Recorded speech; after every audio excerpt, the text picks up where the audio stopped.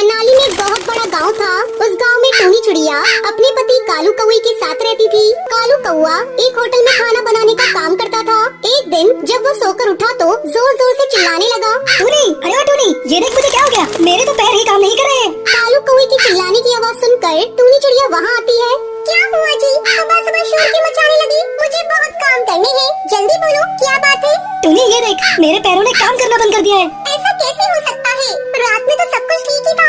इतना कहकर टूनी चिड़िया अपने काम में लग जाती है। इस तरह कई दिन गुजर जाते हैं, लेकिन कालू कौवे की हालत में कोई सुधार नहीं होता।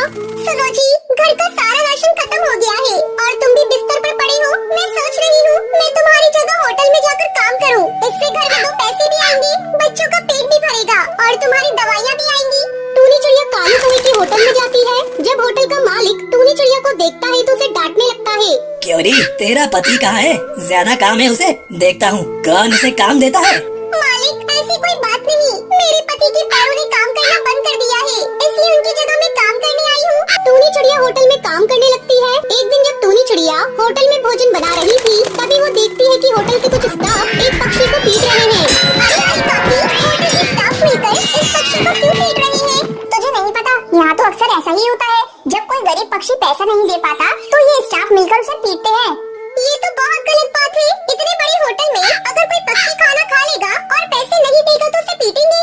जरा धीरे बोल टूनी, अगर होटल के मालिक ने सुन लिया तो तुझे भी काम से बाहर निकाल देंगे। वो अपने काम में लग जाती है। एक दिन टूनी चिड़िया की सास सुंदरी कौवी अपने बेटे को देखने के लिए उसके घर आती है। क्यों रे, तुझे इस हाल में छोड़कर तेरी पत्नी कहाँ गुलछर्रे उड़ा रही है? इस हाल में उसे तेरे पास होना चाहिए और वो इधर उधर घूम रही है। तुम मेरी पत्नी को इस तरह क्यों बोल रही हो माँ? आज टूनी की वजह से ही ये घर चल रहा है। मेरी जगह वो होटल में काम करती है।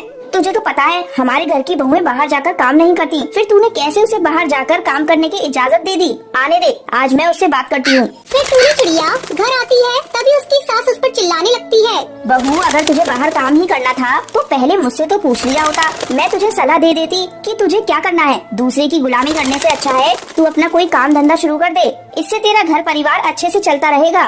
लेकिन माँ जी, मैं ऐसा कौन सा काम करूँ? मुझे तो कुछ समझ में नहीं आता। तुझे याद है ना, जब मैं अपने बेटे के लिए तुझे देखने गई थी तो तूने मुझे मोमोज बनाकर खिलाया था, बड़े स्वादिष्ट बने थे। अरे इसी से तो मैं तुझे अपने घर की बहू बनाकर लाई थी। ऐसा कर बहू, तू अपनी एक छोटी सी मोमोज की दुकान खोल ले। आप बिल्कुल ठीक कह रही है माँ जी, मैं कल ही मोमोज की छोटी सी दुकान खोल लेती हूँ, इससे मैं गरीबों को भी खिला पाऊंगी। टूनी चिड़िया को अपनी सास की सलाह पसंद आ जाती है और अगले ही दिन वो अपनी एक छोटी सी मोमोज की दुकान खोल लेती है। आओ हरी काका, मैं 5 रुपए में आपको भरपेट मोमोज खिलाऊंगी। जल्दी टूनी चिड़िया की दुकान पर 5 रुपए में मोमोज खाने वालों की भीड़ लग जाती है। कुछ ही दिनों में टूनी को मोमोज से अच्छी कमाई होने लगती है। फिर सभी खुशी खुशी रहने लगते हैं।